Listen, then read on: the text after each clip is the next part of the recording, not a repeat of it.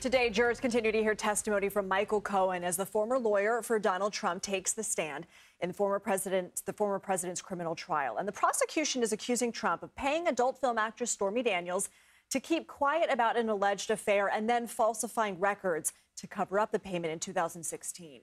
During yesterday's testimony, Cohen spent hours on the stand detailing what he says were his efforts to cover up alleged Trump affairs. Cohen claims it was tied to the 2016 presidential campaign. CBS News legal analyst Rikki Klieman was in the courtroom yesterday and is with us now in Studio 57 to break down what she heard. So we heard from Robert earlier about the power players that are in the courtroom right now, sitting right there in the front on the former president's side. What were some of the takeaways, first of all, from yesterday? I think that you have to look at the local color of what happens in that courtroom that we don't really get to see unless you're actually in there.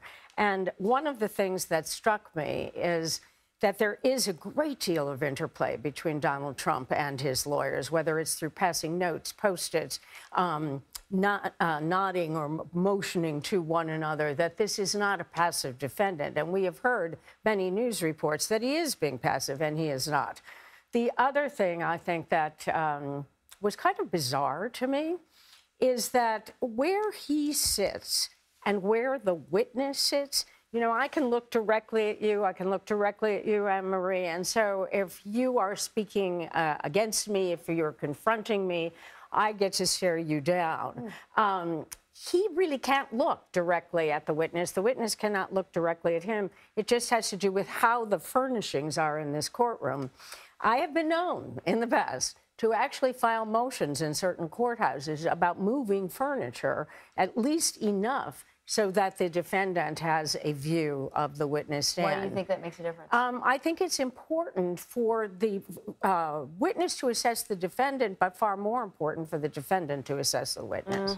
Jury pays, by the way, strict attention. They are very, very clearly involved in this case. All right, so we have Michael Cohen, who is supposed to be sort of one of the star witness, right? He's the guy in the room where it happens, having these intimate conversations with the president, but he's also severely flawed.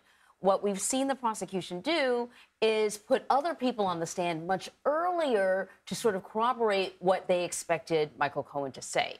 So my question to you is, with such a flawed guy, why even bother with him when you already have some other witnesses testifying to some of the very same things that he's saying? Well, the problem for the prosecution, if you want to call it a problem, considering how much evidence they really do have, the problem for the prosecution is the only witness who can actually put the intent and the knowledge in Donald Trump's head is Michael Cohen. There is no other witness who can do that.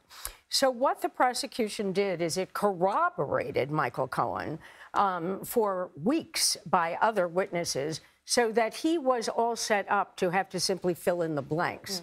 You had a chronological examination day by day, so you could get text by text, email by email, phone call by phone call, and you had a very mild-mannered, cooperative, yes, ma'am, no, ma'am type of witness, which is not the person that he is. Right. So we're going to see who he becomes on cross. The one place where he is not corroborated is in the last 10 to 15 minutes of his examination yesterday, where he brings us to the conversation where he says that Donald Trump is the person who instructed him what to do. It's the only time we don't have another corroborator, and Alan Weisselberg would be that corroborator, but nobody's calling him.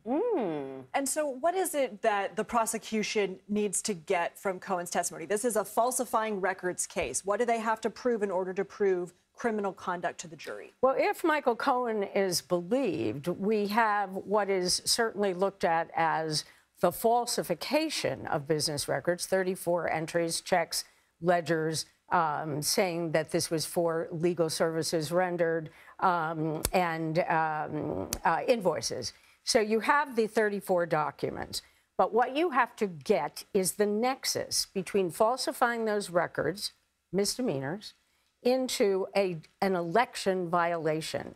Now, there's enough people who have testified that this was about the election. This was not about his family. You have other people who have testified, yes, it was about his family, but more who have testified it was about the election.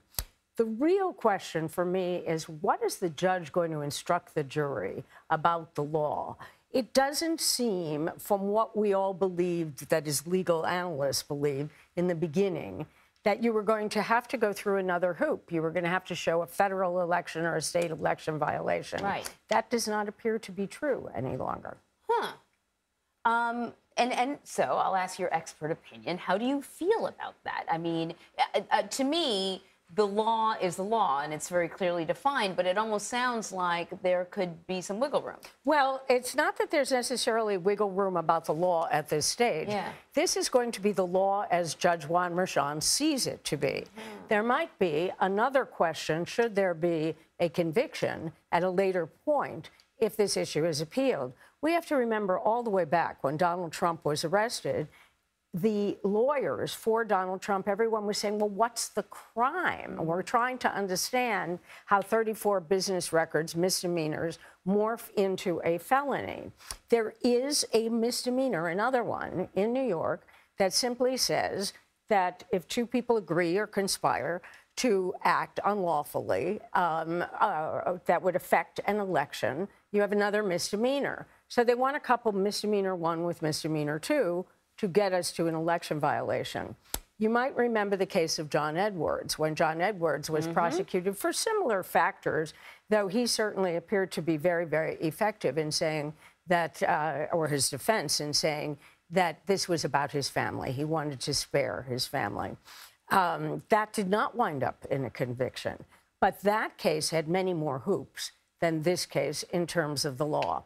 We will see where the law falls. The judge has said denying a motion to dismiss could be a state election violation, a federal election violation, or a state tax violation. That's a lot of possibilities.